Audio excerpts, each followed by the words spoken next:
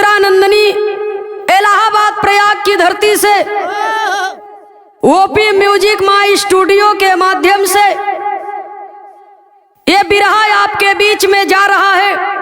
उम्मीद है कि आप लोग इसे पसंद करेंगे, हमें अपना आशीर्वाद देंगे और हमारे इस ओपी म्यूजिक चैनल को आप अपना आशीर्वाद देंगे, शेयर करेंगे, सब्सक्राइब करेंगे, कमेंट जरूर लिखेंगे कि हमारा बिरहा आपको कैसे लगा।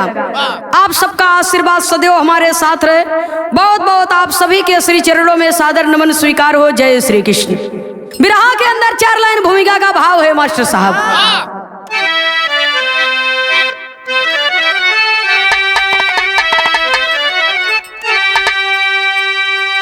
आधुनिकता की दुनिया में देखो जिधर बोलबाला दिशाओं में विज्ञान का सभ्यता है पुरातन की खोए किधर होता आभास पीछे है अज्ञान का। पीहर में भी है लाली लगाती अधरी, अरे पाँव में लाली माँ जगमगाती सदा। इश्क में फंस गई नाजनी एक इधरी, मालूम होता नहीं अर्थ सज्ञान का।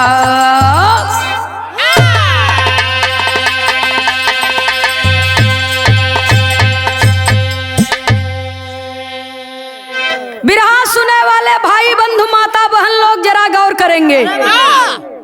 आज के वर्तमान समय में बगैर शिक्षा का एक कदम आप आगे नहीं रख सकते। हमारी बात का कोई सज्जन बुरा मत मानिएगा, लेकिन आज शिक्षा का महत्व, शिक्षा का स्तर जितने ही उच्च स्तर पर जा रहा है, संस्कृति और सभ्यता उतने ही निम्न स्तर पर जा रही है।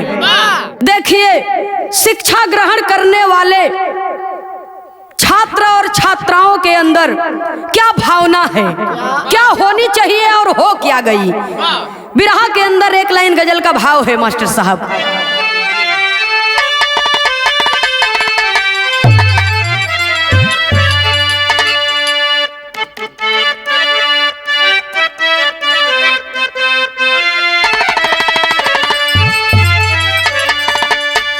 मेरे दिल की धड़कनों को जगाया न कीजिए, मेरे दिल की धड़कनों को जगाया न कीजिए।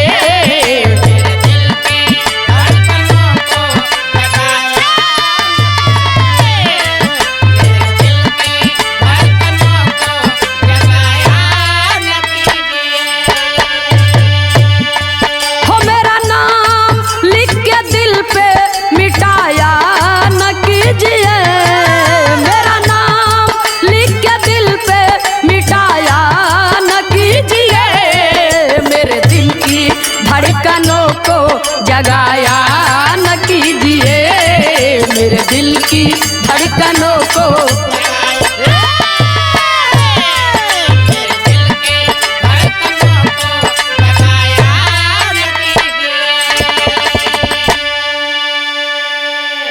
लेकिन बिरहा के अंदर कभी भाव लिखते हैं, संकेत करना पड़ा बाबूजी।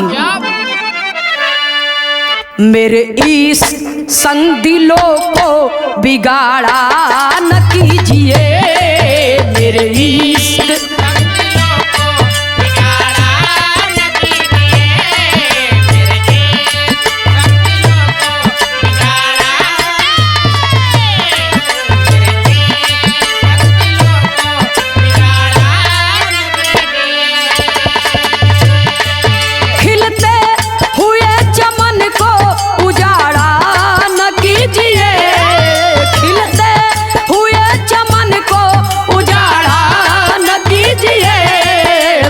इश्क संग दिलों को बिगाड़ा न कीजिए, मेरे इश्क संग दिलों को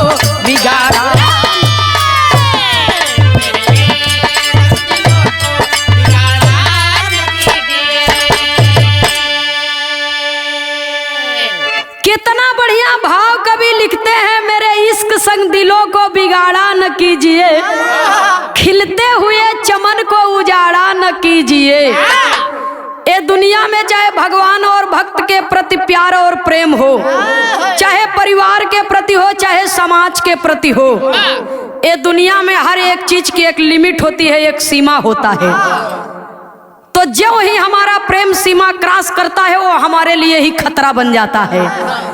कहानी की शुरुआती हमें से बात कवि संकेत करते हैं, कवि को लिखना पड़ा।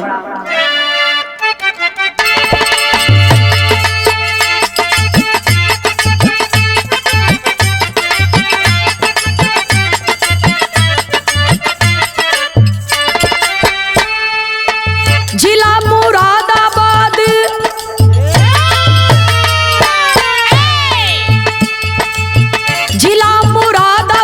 यूपी के दरमियान सुनो, जिला मुरादाबाद यूपी के दरमियान सुनो, कहानी गाती हूँ श्रोता लगा के ध्यान सुनो।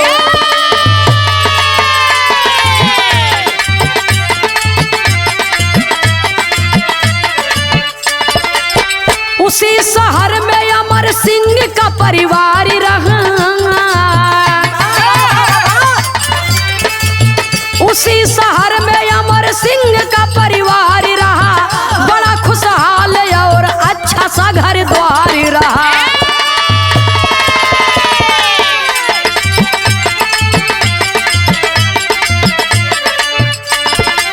बीबी थी भानुमती पुत्री पुनीता रहली, बीबी थी भानुमती पुत्री पुनीता रहली, डिग्री कॉलेज में वो LLB करती रहली।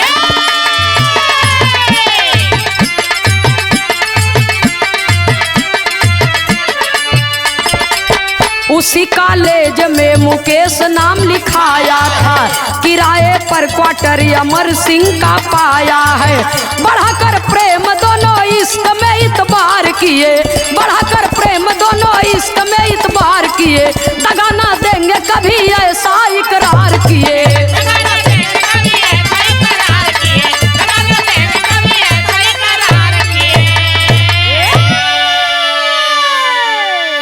भैया जरा बात के समझ ले, उत्तर प्रदेश जिला मुरादाबाद शहर में ठाकुर अमर सिंह का हरा भरा परिवार है। मेहरारू का नाम भानुमती, बिटिया एकलौती संतान बा, जो ने लड़की का नाम बा पुनीता, बड़ी खूबसूरत है और बड़े लाड प्यार से माता पिता अपने बिटिया का पालन पोषण कर रहे हैं, बिटिया को पढ़ा लिखा रहे हैं। और जब बेटी सयानी हो गई, उसकी पढ़ाई चल रही है, बाबूजी LLB की छात्रा है, और जिस कॉलेज में वो लड़की पढ़ रही है एक बाहर सा लड़का आया हुआ, उसी कॉलेज में वो भी नाम लिखाया है। LLB की छात्रा पुनीता है और LLB की छात्रा मुकेश भी है। तो दोनों जब पढ़त हैं बाबूजी सथवे में, तो साथ में आवे साथ में जाए। संजोग की बात तो ये बा कि जो पुनीता थी, पुनीता के पिता का नाम अमर सिंह, और अमर सिंह के घर पर ही किराए पर कमरा लेकर के मुकेश रह रहा है। किराया पर कमरा लेके रहत बा, तो संघे निकले तो दोनों संघे जाए, और स्कूल से छुट्टी हो तो दोनों संघवे घरे आवे। एक किरायादार नहीं बल्कि एक बेटे के तरह अमर सिंह उसको अपने परिवार में रखे थे। परिवार में बड़ा मान सम्मान है बाबूजी, क्षेत्र में बड़ा मान सम्मान है। धीरे धीरे दोनों कॉलेज जाते आते ऐसे ऐसे समय बीतता गया और दोनों में गहरी दोस्ती हो गई और दोस्ती प्यार में बदल गई। जब दोस्ती प्यार में बदल गई तो दोनों ने शादी का वादा किया कि हम शादी करेंगे। तो इतवार के छुट्टी रहे तो इतवार के भी लोग चल दे घूमे टहरे बदे, तो कहीं यहाँ गार्डन में, तो कहीं यहाँ गार्डन में, तो कहीं वहाँ होटल में, तो कहीं वहाँ होटल में। ऐसे ही दोनों घूमत हैं टहरत हैं। भानुमती कभी कभी कहे अमर सिंह से कि देखा बिटिया बा, अब बिटिया के इतना छूट दो अच्छी बात, लेकिन अमर सिंह कहा तुम पागल हो, वो हमारे बेटे के तरह हमारे घर में रहता है और हमारी बेटी पढ़ लिख रही है, शिक्षा ले रही है, तो इतनी बड़ी गलती तो दोनों लड़का न करी है। लेकिन ये लोग का विचार कुछ और बा, वहाँ खेला कुछ और होत बा। समय धीरे धीरे बढ़ता गया और जब बढ़ता गया तो हुआ क्या, एक दिन जब प्यार हद से ज्यादा आगे बढ़ा तो दोनों करते क्या है। बिरहा में एक लाइन तर्ज है मास्टर साहब, कहना है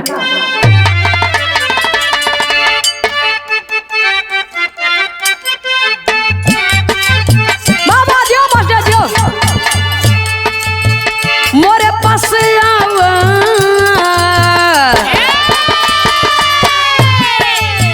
मोरे पास आवा मोहे गरवा लगावा हमार बाल मुँह।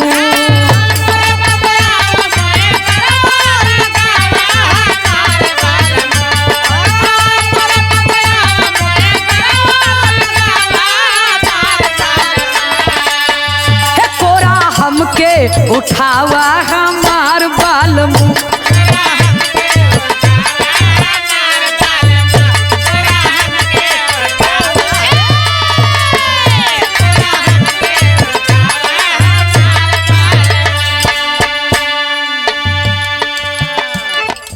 लेकिन जब अब प्यार बर्दाश्त नहीं हो रहा है तो देखा ये दोनों बतियावत का है ना।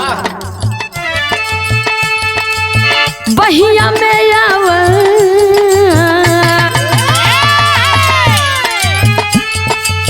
बहिया में आवा मोर मनसा पुरावा हमार मितवा।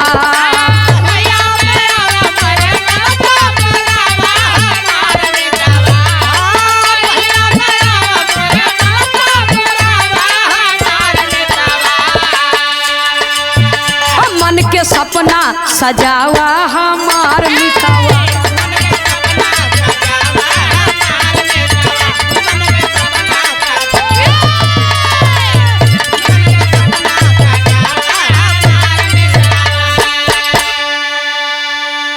प्यार के निशानी गईली उदर में समाई,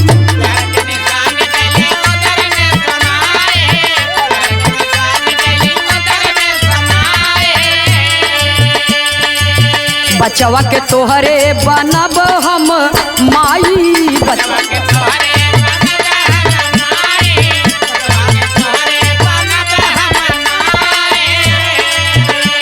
अरे सदिया रचावा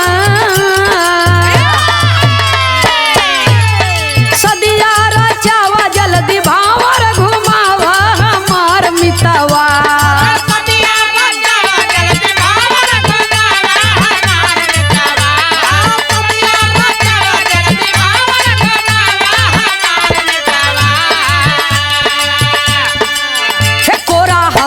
उठावा हमार मितावा, कोरा हमके उठावा हमार मितावा।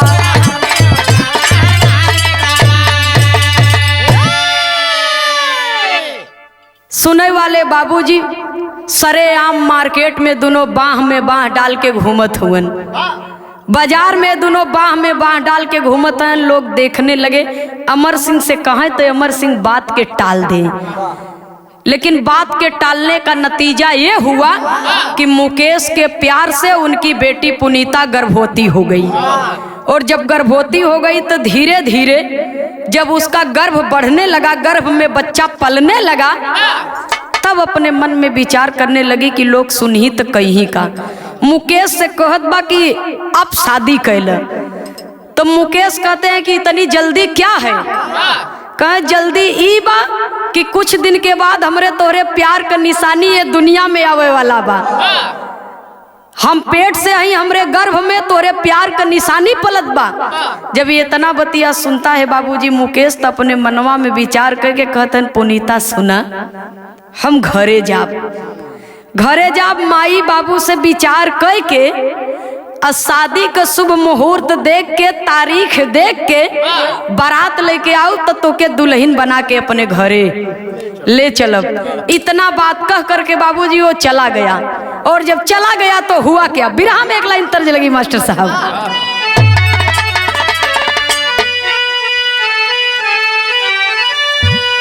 और चढ़त फागुन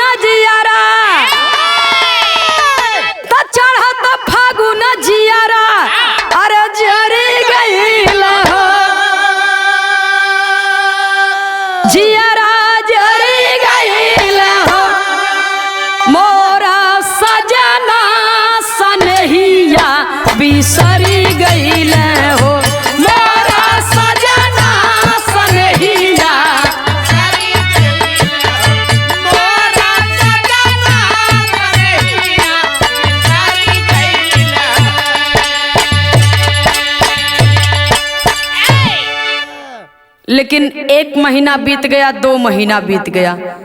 जितना समय बीतत जात बा ओहर धीरे धीरे लोग जानने लगे। महतारी अपने बिटिया से कहत बा कि बेटी ये क्या है, लेकिन बिटिया का सोचत बा,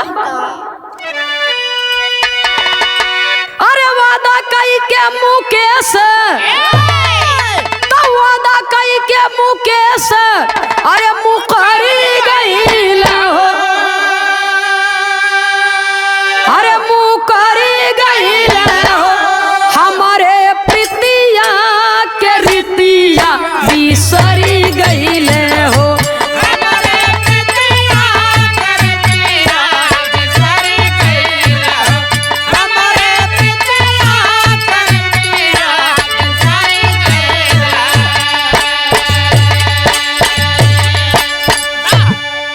घरावा पर जाई करके सदिया रचवाले,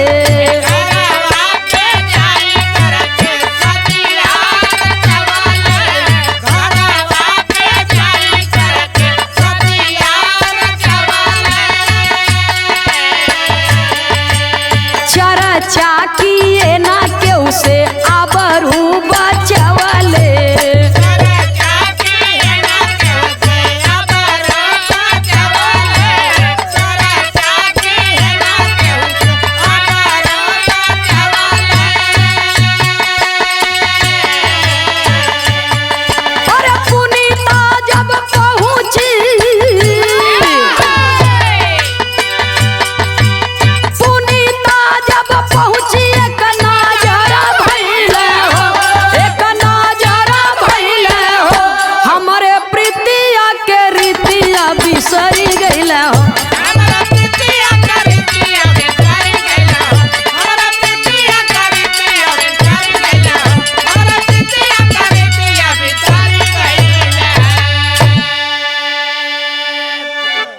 मुकेश जब अपने घरे पहुंचता, माई बाबू के चरण स्पर्श करता। माई बाबू कहा वाह, हमरे मन का अरमान हमार लाल पूरा कर दिए।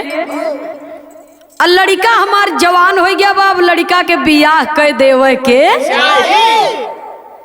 यहाँ लोग लड़की देखत हैं, लड़का का बियाह करे बदे, लेकिन मुकेश एको शब्द अपने माई से न चर्चा करत बा न अपने बाबू से कि हमार शादी बदे दूसर लड़की मत खोजा, हम केहू से वादा करके आई है।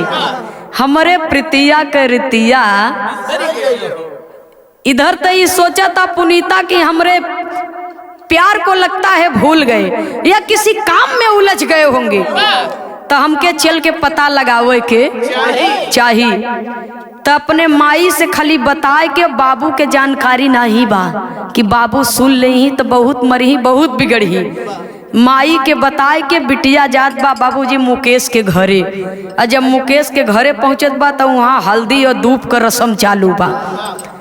शादी पड़ गई है, और जब शादी पड़ गई है बाबूजी, जब कैसो कैसो पता चला, मुकेश और पुनीता जब आमने सामने होते हैं तो पुनीता सारी बात कहती है कि आपने वादा हमसे किया और शादी किसी और से करने जा रहे हैं, आप अपने वचन को निभाइए। जब ये इतना बतिया सुना था, मुकेश कहा तुम कौन हो, मैं तुम्हें नहीं जानता। महतारी बाप पूछ रहे हैं कि बेटा ये कौन है। पुनीता कहता कि आप मुझे नहीं जानते। कहे तुम कौन हो, मैं तुम्हें नहीं जानता। कहे नहीं जानते, कहे नहीं मैं तुम्हें नहीं जानता। अपने माई और बाबू से कहता नहीं, हमरे संगे खाली वो जौने कॉलेज में हम पढ़त रहे वही कॉलेज में इहो पढ़त रही, बस ये तने जानी थे बस, और मुझे बदनाम करने का कोशिश कर रही है, और इसके आगे मेरा और इसका कोई ताल्लुकात नहीं है। अच्छा, सब लोग डांट करके भगाने लगे कि जो लड़की शादी से पहले माँ बनने वाली हो उसका चरित्र कितना बढ़िया हो सकता है। सब उसी को डांटने लगे। पुनीता वहां से चली आई लज्जित होकर के, रोते बिलखते बाबूजी अपने घर पर पहुंची है। उधर मुकेश की शादी हो गई, खुशहाली से अपना जीवन बिता रहा है। इधर जब अमर सिंह को पता चला अपने बिटिया का करतूत, तो अमर सिंह करते क्या है। बिरहा में एक लाइन तर्ज है मास्टर साहब।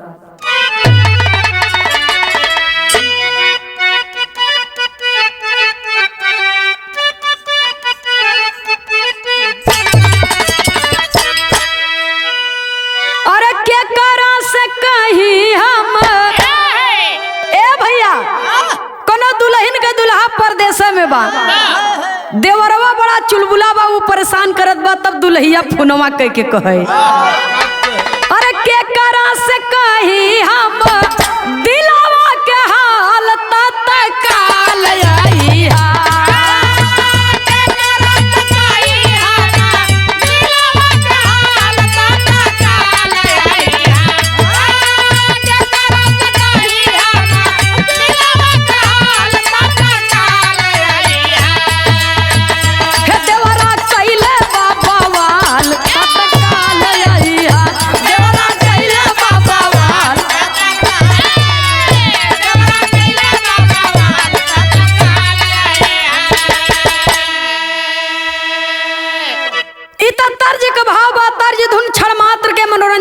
होता है बाबूजी, लेकिन जब बिटिया का करतूत बाप के कान तक पहुंची बाबूजी, तो पिताजी क्रोध में आग बबूले हो गए।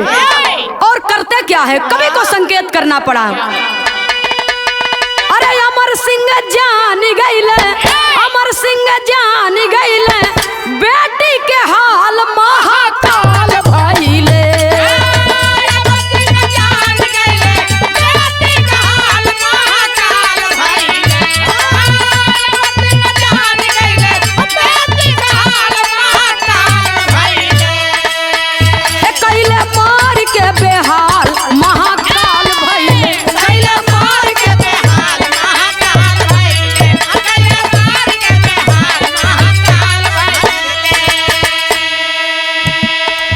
हाथ में बंदूक लेके मारे चला घटिया,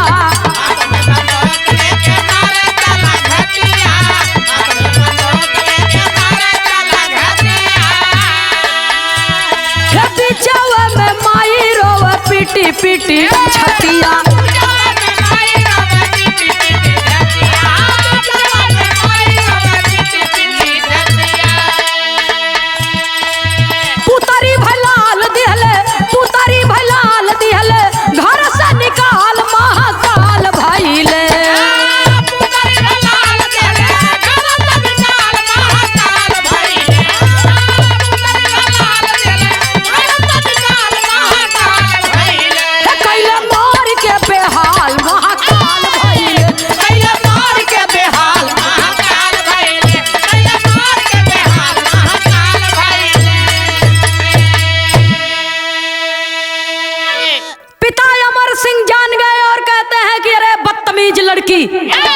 मैंने तुम्हें अपना गुरूर समझा और तूने मेरे गुरूर को चूर चूर कर दिया।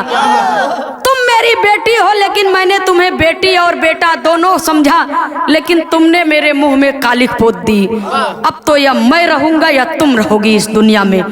वही बंदूक उठा लिए बाबूजी और मारने के लिए चले। जब जान से मारने के लिए चले तब माँ सोच रही है, माई तो माई होली बाबूजी, माई के करजवे तरफ की। माँ सोचती है कि बेटी से गलती तो हो ही गई है, अब जिंदगी खत्म कर देने से गलती वापस आएगी नहीं, जो होना था वो हो चुका, माफ कर दीजिए इसे। जब इतना बात सुनते हैं अमर सिंह बाबूजी, तो माँ और बेटी दोनों को मार मार करके घर से बाहर निकाल दिए। घर से बाहर निकाल दिए, दोनों माँ बेटी रोते बिलखते चल देती हैं। और जब चल देती है तो हुआ क्या, कवि को बिरहा शैली में टेरी के भाव में लिखना पड़ा।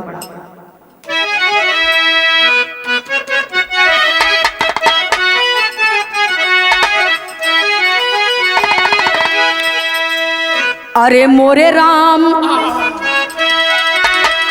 अरे सुमन से नाता गुलशन का टूटा, मधुकर कली का रस ले भागा गुल चमन से।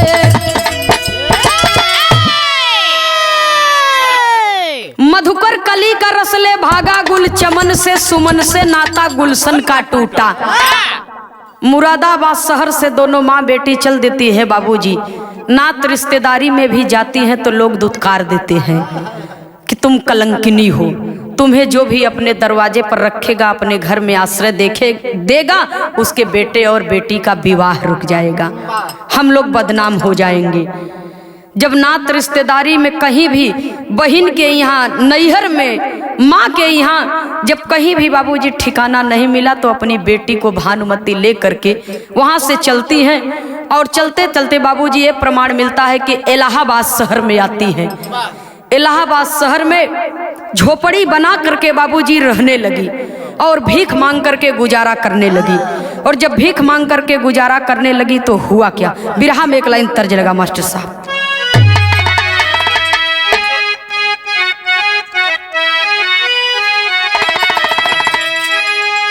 अरे पातराई राम जी के, पातराई राम जी के, अरे पातर कारी है रामा,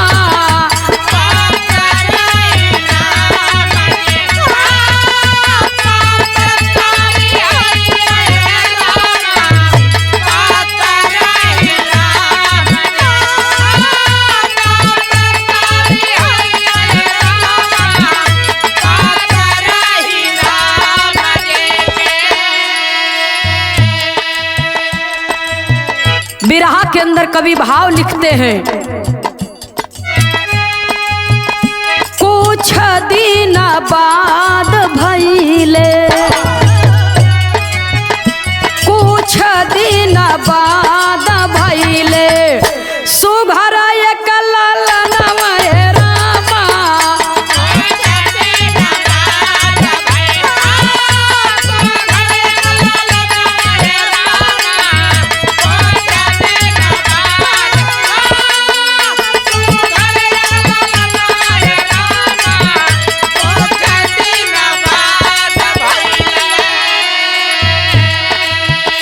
कुछ दिन बाद भइले, सुघर एक ललनवा रामा, आज भगवान अइले, आज भगवान अइले, कर मन गुणनवा रामा,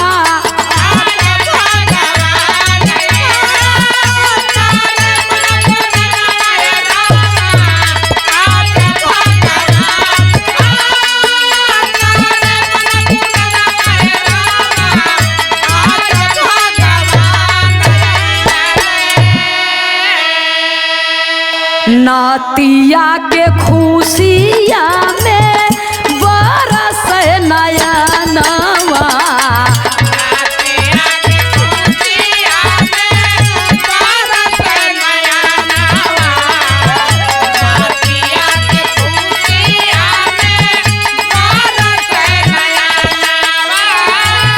लागल गढ़ुआ तब नानी जी के तानावा,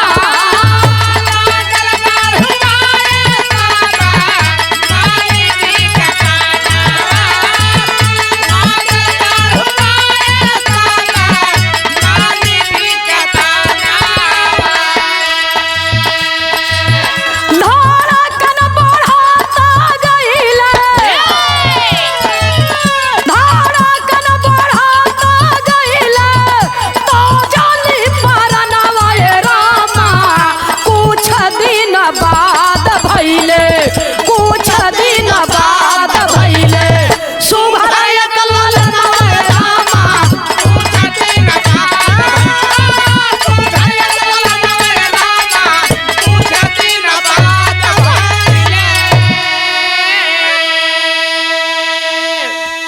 भीख मांग करके बाबूजी गुजारा कर रही हैं माँ बेटी। जब 9 माह का समय पूरा हुआ तो पुनीता ने एक सुंदर बेटे को जन्म दिया और जब जन्म दिया तो अपने नाती के लेके नानी खिलावत हैं, बड़ा खुश हैं, लेकिन दुख एक बात के बा कि ये लड़का बड़ा हो जाई और जब दुनिया वाले इस बच्चे से इसके बाप का नाम पूछेंगे तब क्या होगा, तब तो जीते जिंदगी माँ की मौत हो जाएगी। लेकिन फिर भी अपने बिटिया के कहत हईन, पुनीता के समझावत हईन कि कुछ भी कैली है लेकिन अपने बेटवा के पाल पोस के पढ़ाई लिखाई के एक समझदार इंसान बनई है। इतना कहती है बाबूजी। धीरे धीरे समय बीतता है और एक दिन तबीयत खराब हुई भानुमति की। दवा दुआ करावे के उतना पैसा तबा नहीं, भीख मांग के जिंदगी गुजारा करत है। थोड़ा बहुत जो भी हो सका दवा ले आती है बाबूजी, लेकिन वो दवाई माई के बीमारी में काम नहीं करत बा। माई दुनिया में छोड़ दे। जब भानुमति मर गई बाबूजी, उनका प्राण पखेरु उड़ गया, तब बेटी पुनीता अकेली हो गई और अपने गोदी के लाल को लेकर के बाबूजी चारों तरफ शहर में भटकती है। और उधर जो मुकेश दूसरी शादी किया था, पुनीता से वादा किया और माता पिता के कहने से शादी किया। उस औरत को भी एक लड़का पैदा हुआ, उस औरत को भी एक बच्चा पैदा हुआ है। और आज वो पढ़ लिख करके एक बड़ा आदमी है बाबूजी, और बड़े ही मान सम्मान के साथ उसका नाम लिया जाता है।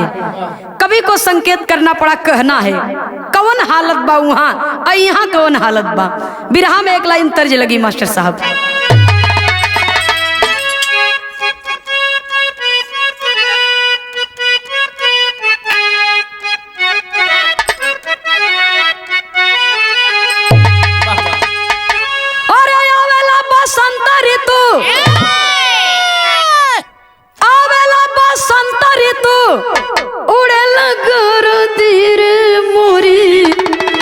देहिया भइल बा पियर हरदी, लेकिन बिरहवा में भाव है, कहना है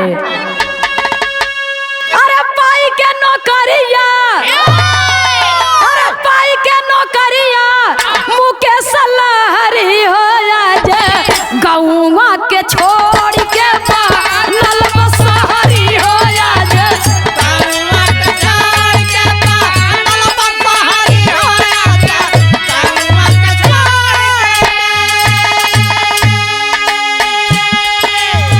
जज की कुर्सिया पर बैठा मति बंदा, जज की कुर्सिया पर बैठा मति बंदा, जज की कुर्सिया पर बैठा मति बंदा। पिछला चरित्र उसका रहल देखो गंदा, पिछला चरित्र रहल गंदा, पिछला चरित्र देखो रहल गंदा।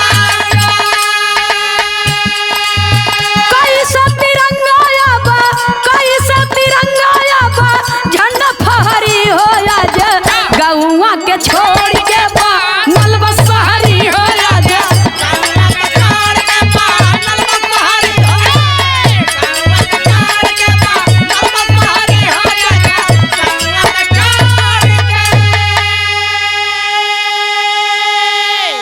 सुनने वाले बाबूजी। मुकेश अपनी औरत अपने बेटवा के लिया के आज वो बड़ी पोस्ट पर पहुंच गया है बाबूजी। जज की हैसियत से जज की कुर्सी पर बैठ करके न्याय करता है। कलम के ताकत पर लोगों के जिंदगी और मौत का फैसला करने वाला मुकेश एक दिन पुनीता से भेटाई गया रास्ते में। और जब रास्ते में भेटा गया बाबूजी तो कवि को संकेत करना पड़ा। लाल बत्ती जली है, गाड़ियां रुकी हैं, और जब गाड़ियां रुकी हैं तो गाड़ी में के शीशे को ठोक ठोक करके बाबूजी वो पुनीता अपने बच्चे को अपने गोद में ली, अपने बच्चे के लिए और अपने पेट के लिए सबसे भीख मांगती है। और जब सबसे भीख मांगती है बाबूजी तो उस गाड़ी के पास जब पहुंचती है जिसमें मुकेश जज साहब बैठे थे, तो जब कांच को खोलते हैं बाबूजी तो कहते हैं इन लोगों का यही काम है। तुम लोगों को भगवान ने बखूबी बनाया है, हाथ पांव दिया हो, अंधी नहीं हो, लूली लंगड़ी नहीं हो, जा करके कहीं मेहनत करो, मजदूरी करो, भीख मांग कर क्यों खाती हो। जब जज साहब इतना बतिया कहत हैं बाबूजी तो बड़े गौर से देखा था पुनीता। और जब देखती है बाबूजी तो पुनीता जज साहब से कहती क्या है, अपने बचवा के उठा के जज साहब के लगवा एकदम से कह दिए, कह के कहत का बा,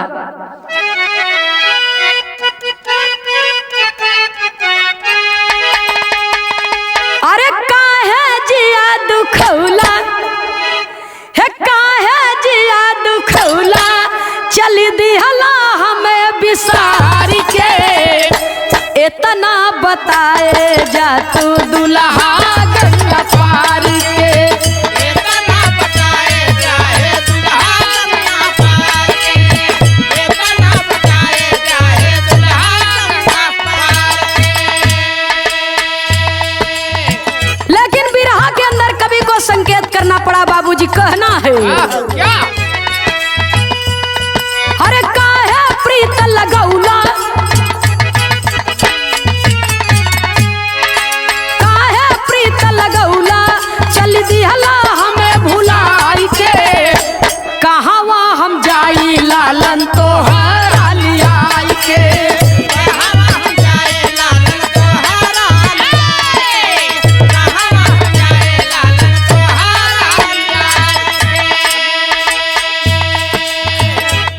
जज साहब कहते हैं कि अब ये गाड़ी नहीं छोड़ेगी, कहते हैं कि रुको, गाड़ी साइड में लगा देते हैं। ऐसा क्यों कह रही हो? कौन हो तुम? और इस बच्चे को मेरा बच्चा क्यों बता रही हो? पुनीता कहे सरकार दिनवा बदलत देर नहीं लगत। तो हर दिन बढ़िया हो गया, हमार दिन खराब हो गया, तो तू हमके पहचानता नहीं है। तनी गौर से देख हम के हई। कहत बा बाबूजी तुम अपनी अमानत ले लो, मेरा है नहीं ठिकाना, अब कुछ तो मुंह से बोलो, जीवन है इसका उठाना। गड़िया के चाल बढ़ावलस, गड़िया के चाल बढ़ावलस, चल दिहलस नीच पराई के, कहावा हम जाई लालन तोहारा लियाई के।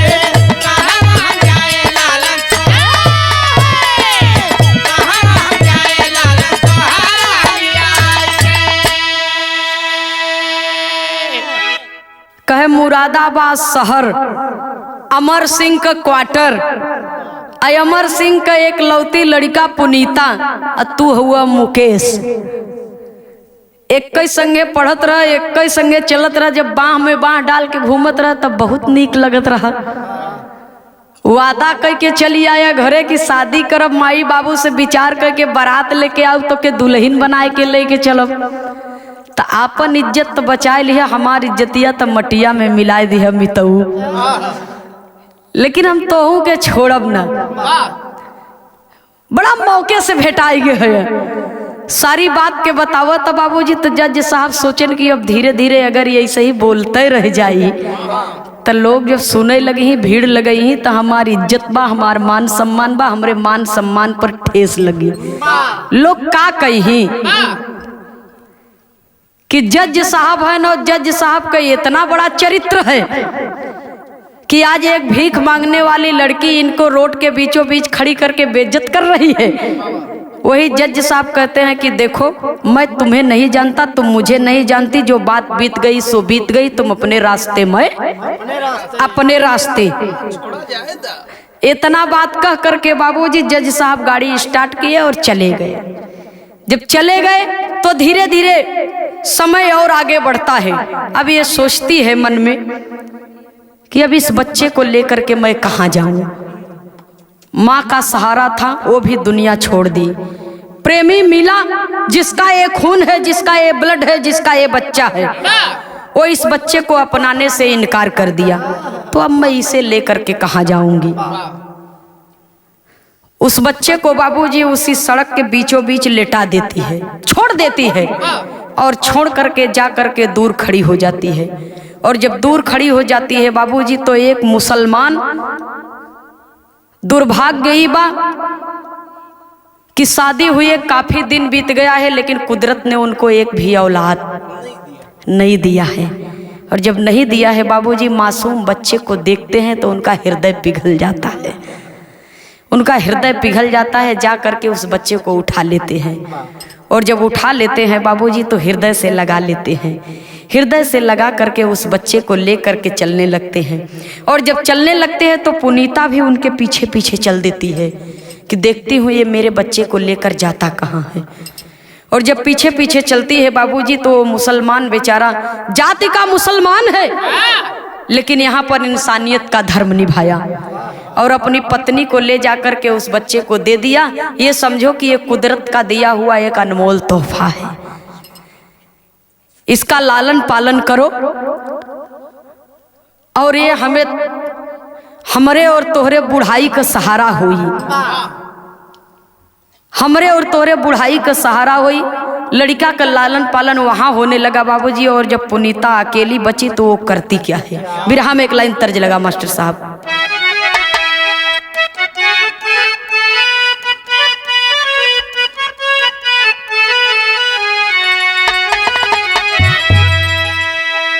सुनली की सासुर में झोरा झोरा मोती झरे,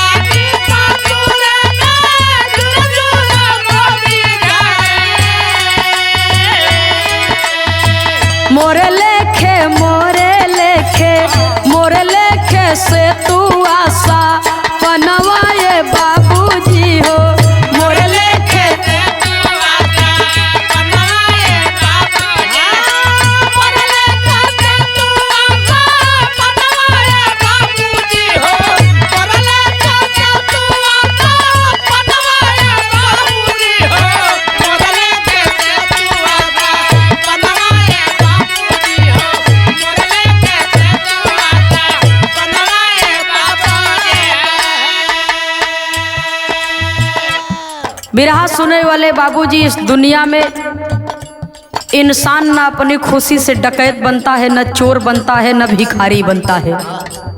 परिस्थितियों का दास इंसान हुआ करता है। पुनीता के बच्चे का ठिकाना तो मिल गया, लेकिन अब पेट को भरने के लिए उसे कुछ न कुछ तो करना ही पड़ेगा। पहली बात जवान है, दूसरी चीज एक लड़की है। वो जाएगी तो कहाँ जाएगी? तो सोचती है कि भीख मांगना ही ठीक है, जो कुछ भी मिलेगा खा करके सो जाऊंगी। तो कवि को संकेत करना पड़ा। कुदरत का लीला गढ़ो आयल विपतिया हो, कुदरत का लीला गढ़ो आयल विपतिया हो, कुदरत का लीला गढ़ो आयल विपतिया हो।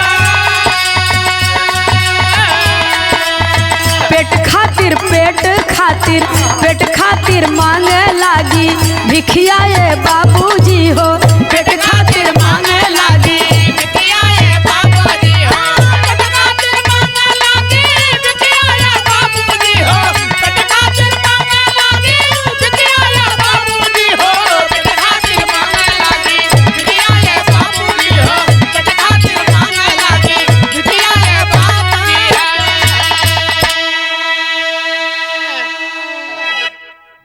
जो कुछ मिल जाता है बाबूजी, शाम को उसको खा करके पानी पी करके अपनी कुटिया में सो जाती है। और सुबह उठ करके फिर नित्य प्रतिदिन उसकी प्रक्रिया बन गई थी। उसका काम यही था, क्योंकि पेट न होता तो किसी से भेंट न होता। पेट भरने के लिए तो कुछ न कुछ करना पड़ेगा, इसलिए वो भीख मांगती है। एक दिन संजोग से बाबूजी भीख मांगते मांगते एक पान की दुकान पर पहुंचती है। एक वकील साहब, जिनका नाम पत्रिका के माध्यम से प्रकाशित होता है बाबूजी, खन्ना बतलाया गया। खन्ना साहब अपनी गाड़ी को खड़ी किए और घर से निकलते थे जब, तो उस पान की दुकान पर नित्य प्रतिदिन वो जाते थे पान खाने के लिए। घर से निकले और उस पान की दुकान पर गए, अपनी गाड़ी को खड़ी किए, पान लगवा करके और रख करके जो ही गाड़ी स्टार्ट करते हैं बाबूजी, पुनीता के ऊपर उनकी नज़र पड़ती है। तो कहते हैं कि अरे बहन इधर आओ। पुनीता को बुला करके कहते हैं, तुम अच्छे घर की लगती हो, भीख क्यों मांग रही हो? क्या तुम्हारा इस दुनिया में कोई नहीं है? बोलो बहन, भीख क्यों मांग रही हो? जब बहन शब्द सुनती है बाबूजी तो उसका हृदय भर आता है, उसके नेत्र सजल हो गए, आंखों से आंसू गिरने लगे। और जब आंखों से आंसू गिरने लगे कहती है कि भैया, आपने मुझे बहन कहा है, मेरी आप बीती बहुत दुखद है। मेरी माँ इस दुनिया में नहीं है, मेरे पिताजी ने मुझे घर से निकाल दिया, मेरे प्रेमी ने मुझे धोखा दिया। इतना बात जब कहती है बाबूजी तो खन्ना साहब सोचते हैं कि मेरी कोई बहन नहीं है, मैं इसको बहन बोला हूं तो इसे अपने घर पे लेकर के चलता हूं। और जब घर पे लेकर के गए, अपनी पत्नी से उसका परिचय कराए बाबूजी, तो उनकी पत्नी भी बड़ी अच्छे स्वभाव की थी। अपने ननद के रूप में पुनीता को स्वीकार कर लेती है, स्वीकार कर लेती है बाबूजी। स्नान करवाती है, कपड़े पहनाती है अच्छा, और भोजन बना करके खिलाती है। अब पुनीता खन्ना वकील साहब के घर में उनकी धर्म की बहन बन करके रहने लगी। उनकी धर्म की बहन बन करके रहने लगी, रहने का ठिकाना हो गया। 2 टाइम पेट भर के भोजन मिल जाता है, तन ढकने के लिए वस्त्र मिल जाता है, इसके बदले में घर का सारा काम करती है, अपने भाई और भाभी की सेवा करती है। समय धीरे धीरे गुजरता है। विराह सुने वाले बाबूजी, जवान लड़का पुनीता के गर्भ से पैदा हुआ था, उस बच्चे का नाम मोहन है। और जवान लड़का जो जज साहब थे, मुकेश के पत्नी के पेट से पैदा हुआ था, उस बच्चे का नाम सुरेश है। और दोनों लड़कन के एडमिशन जब एक स्कूल में हुआ तो दोनों पढ़ रहे हैं बाबूजी, दोनों में गहरी दोस्ती हो गई। देखो, महतारी दुई और बाप एक, खून खून के आवाज देवे करत कबो न कबो।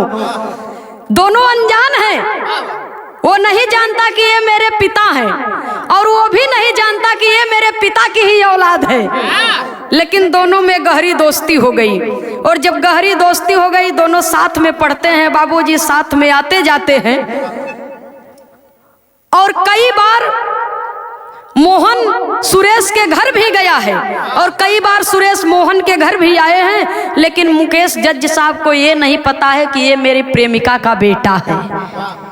उन्हें ये नहीं पता है कि ये मेरी प्रेमिका का बेटा है। वो तो कहते हैं कि बेटा दोस्ती अच्छी बात है, लेकिन इसको दिल से निभाना। धीरे धीरे दोनों बच्चे पढ़ते लिखते जवान हो गए। और जब जवान हो गए बाबूजी, स्कूल से कॉलेज में, और जब दोनों बच्चे जवान हो गए तो एक दिन एक घटना घटती है। हाथ में हाथ पकड़ करके बाबूजी दोनों दोस्त निकलते हैं कॉलेज से बाहर। और जब बाहर निकलते हैं बाबूजी तो हुआ क्या, बिरहा के अंदर पपट के लाइन में कवि को संकेत करना पड़ा।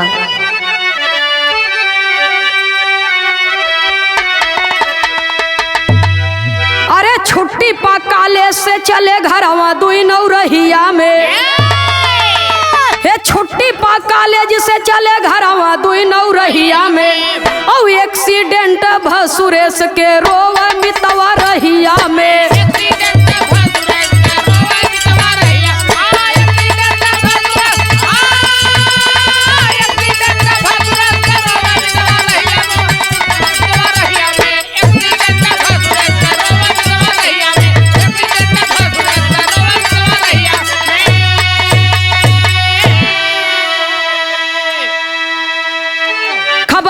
के जज साहब तब तुरंत गईले आई हो, अरे लगे फसावई मोहन के तब के सिया रहे बनाई हो।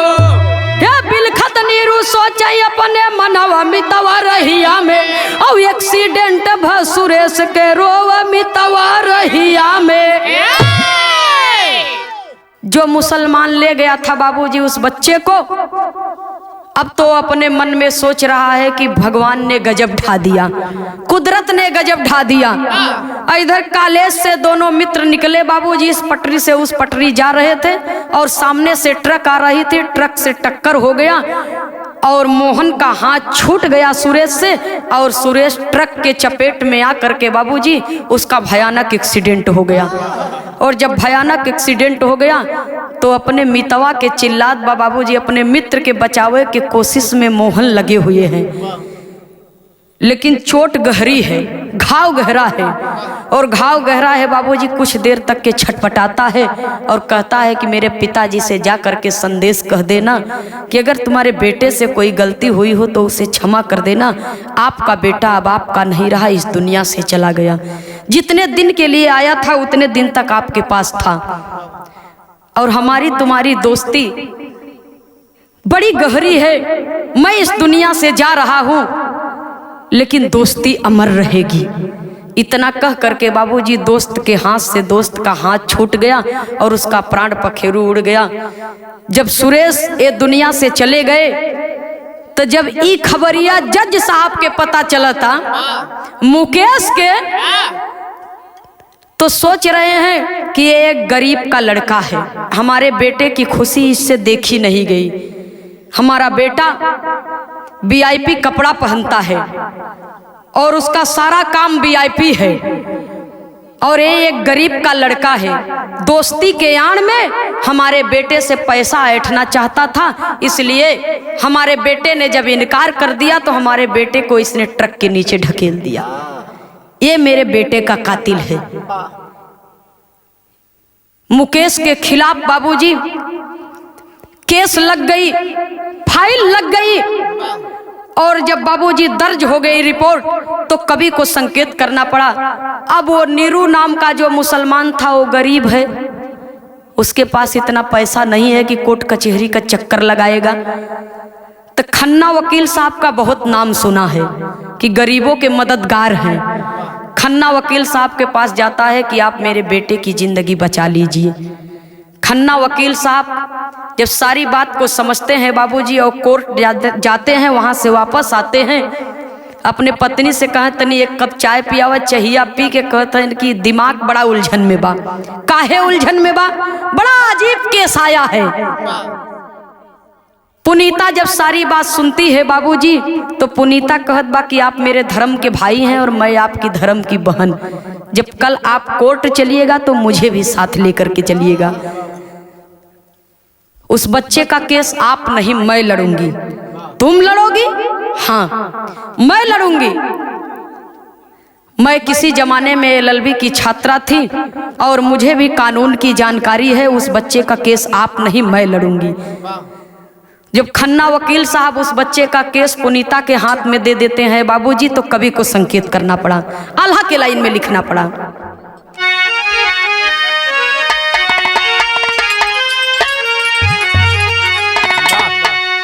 अरे रोवली पुनीता सुन के लाला ना के फसिया भैया,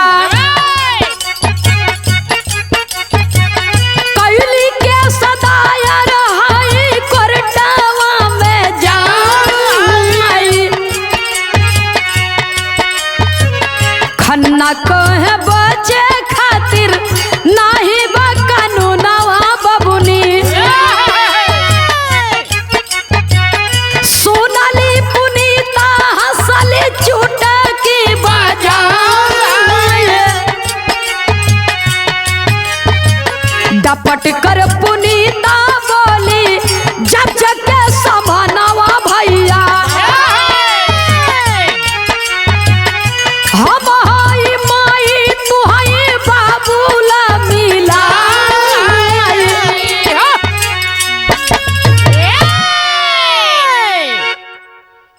पुनीता कहती है जज साहब से, और वो जज कोई नहीं बाबूजी, उसके प्रेमी, उसका प्रेमी ही है।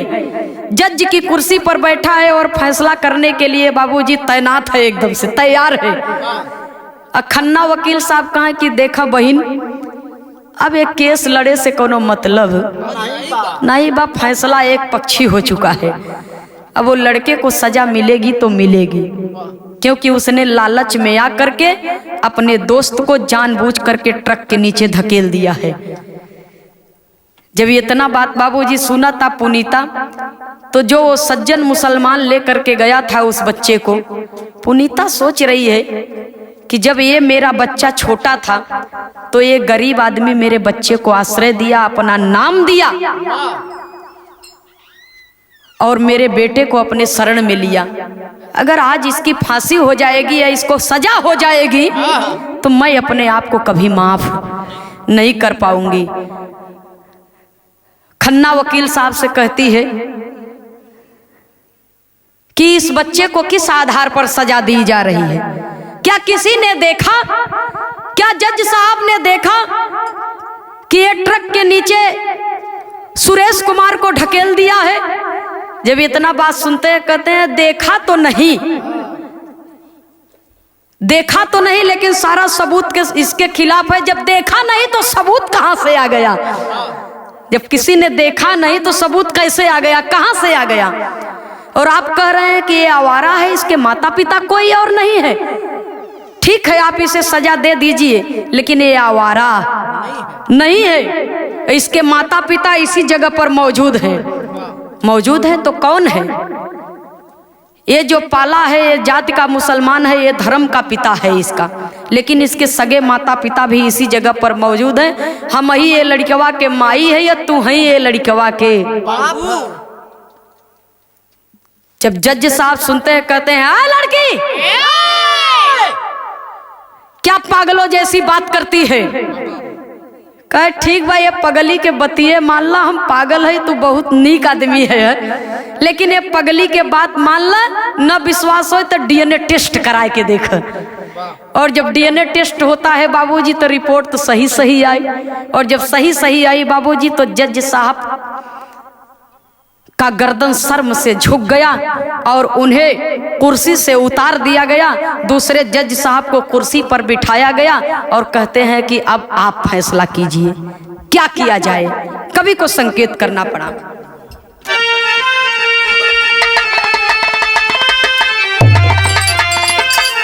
अरे सुन के फैसला हाथ कपार पर धारी, सुन के फैसला हाथ कपार पर धारी, लगावे वही घड़ी।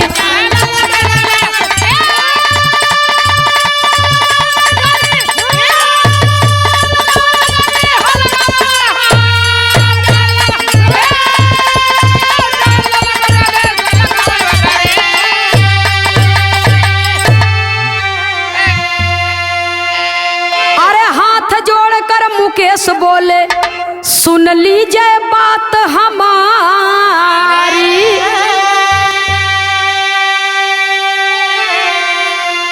अरे क्षमा करो पुनीता प्यारी, सारी खता हमारी मांगे ललना वही हर से लगावे वही घर।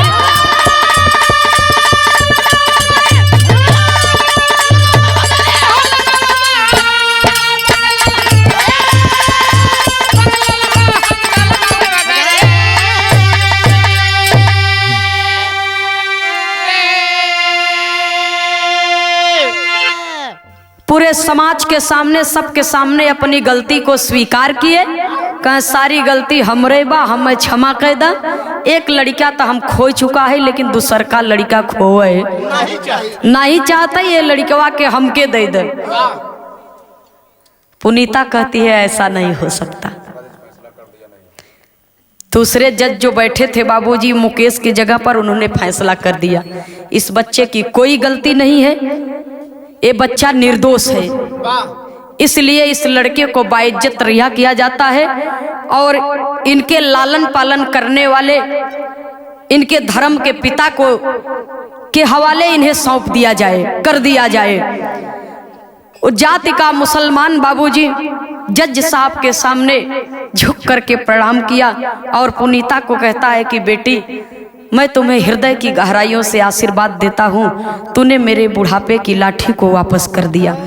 मैं बहुत निराश हो गया था, लेकिन आपने मेरी बात को सुन लिया। मैं अपने बेटे को लेकर के अपने घर जा रहा हूँ, मेरी पत्नी मेरी राह देख रही होगी। तो अपने बेटे को लेकर के घर पे गए।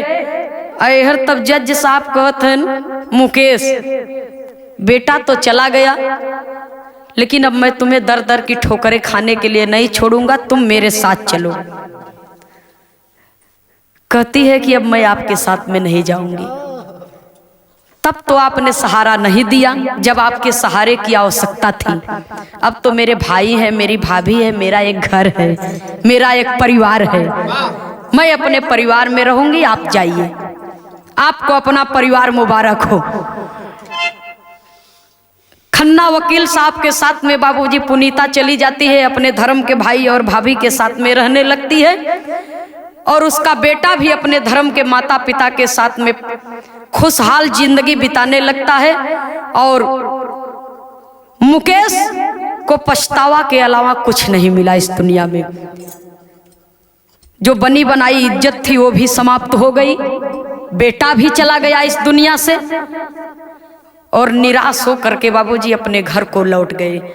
कवि को संकेत करना पड़ा, इसीलिए भूमिका में कवि जी लिखते हैं, आधुनिकता की दुनिया में देखो जिधर बोलबाला दिशाओं में विज्ञान का, सभ्यता है पुरातन की खोए किधर होता आभास पीछे है अज्ञान का।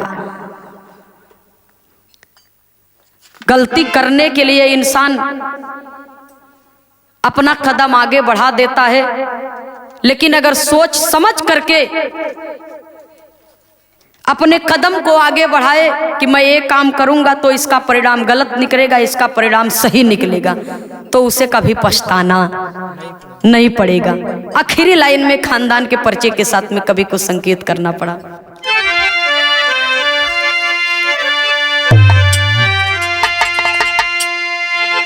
स्वामी सीता राम हित भाई लाल जी स्वर्ग सिधारे,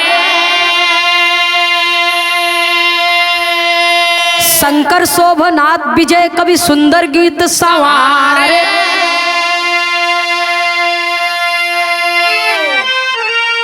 अरे राम सुमन से नाता गुलशन का टूटा, ए बाबू सुमन से नाता गुलशन का टूटा, खेमराज विजय नंदनी बिरहा लिखे कलम से, सुमन से नाता गुलशन